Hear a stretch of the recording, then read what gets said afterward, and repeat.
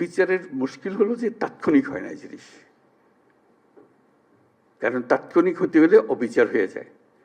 বিচারের মূল জিনিসটা হলো এটা সুবিচার হতে হবে। আমরা অবিচারের বিরুদ্ধে দাঁড়িয়েছিলাম বলেই আজকে এই সংগ্রাম হয়েছে, এই আত্মত্যাগ হয়েছে। এই নতুন বাংলাদেশের ভেতরে যারা গন্ডগোলের সৃষ্টি করতে পারে তাদেরও নিশ্চিহ্ন করবো আমরা। যারা অপরাধী তাদের অবশ্যই বিচার করতে হবে, যারা অপরাধী নয় তাদেরকে সৎ পথে নিয়ে আসতে হবে আমাদেরকে। আমাকে তার ভয়ে আমার গ্রামে পথ চলতে হবে, এই বাংলাদেশ করলাম আমরা? এই বাংলাদেশটা আমরা করি নাই। সে তার সমস্ত স্বভাব পরিবর্তন করে আমাদের সবার সঙ্গে মিশে যাবে, এটা হবে। কিন্তু তার স্বভাবে সে চলতে থাকবে আমার সামনে দিয়ে, আর আমি বলবো আমি নতুন বাংলাদেশ করে ফেলেছি। হলো না।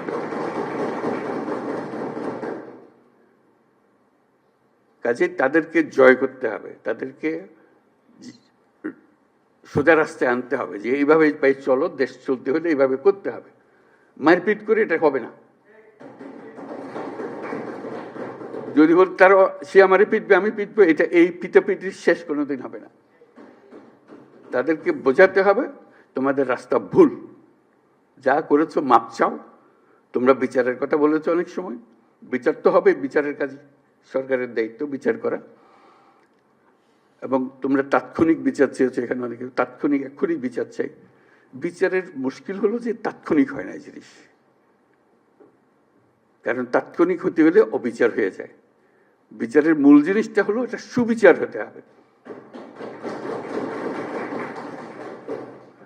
বিচারের কাজ চলতে থাকুক, যারা অপরাধী, যাকে সাক্ষ্য প্রমাণ আছে তারা পুলিশের হাতে সুপর্দ করে দাও, বিচারের হাতে তুলে দাও, সে প্রক্রিয়া চলতে থাকবে। তুমি তুলে দেবে তাকে, যথেষ্ট সাক্ষী প্রমাণ সহ।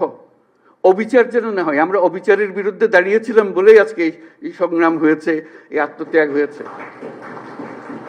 আর আমরা যদি অবিচারে নেমে যাই তাহলে তাদের আর আমাদের তফাৎ হলো কি? আমরা অবিচারে নামবো না।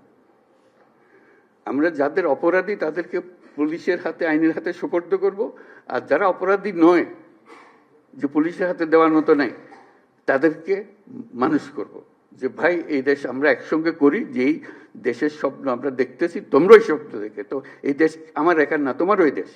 তোমাকে আমরা দেশ থেকে বাইর করার কথা বলতেছি না। তুমি এই দেশের সন্তান, আমি এই দেশের সন্তান। তুমি আমার বহু কষ্ট দিছো, আমি তোমার কষ্ট দেবো না।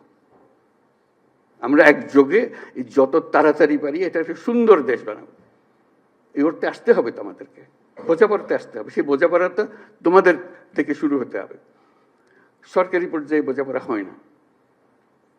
কাজেই সেই জিনিসটা দেখো, যারা অপরাধী তাদের অবশ্যই বিচার করতে হবে, যারা অপরাধী নয় তাদেরকে সৎ পথে নিয়ে আসতে হবে আমাদেরকে, এই দেশে থাকার জন্য, একত্রে থাকার জন্য।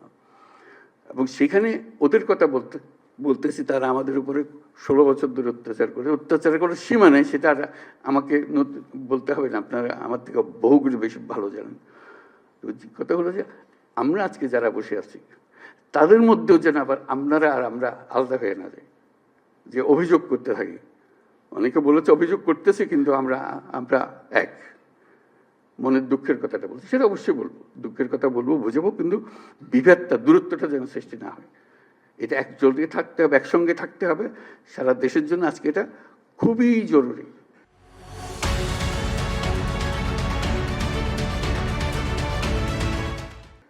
সম্প্রতি যেসব ঘটনা ঘটলো তোমাদের চোখের সামনে হলো, এটা একবার না, আরো সামনে আরো বহু রকমের ঘটনা ঘটবে।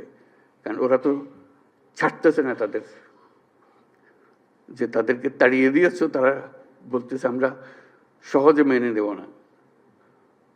তারা সহজে মেনে নেবেন, আমরা তাদের সহজ মানাতে হবে আমাদেরকে। এই জায়গার থেকে সরে গেলে হবে না। তোমরা একবার জয় করে পুরো বাংলাদেশ নতুন বাংলাদেশ করে ফেলেছ। এই নতুন বাংলাদেশের ভেতরে যারা গন্ডগোলের সৃষ্টি করতে পারে তাদেরও নিশ্চিহ্ন করবো আমরা।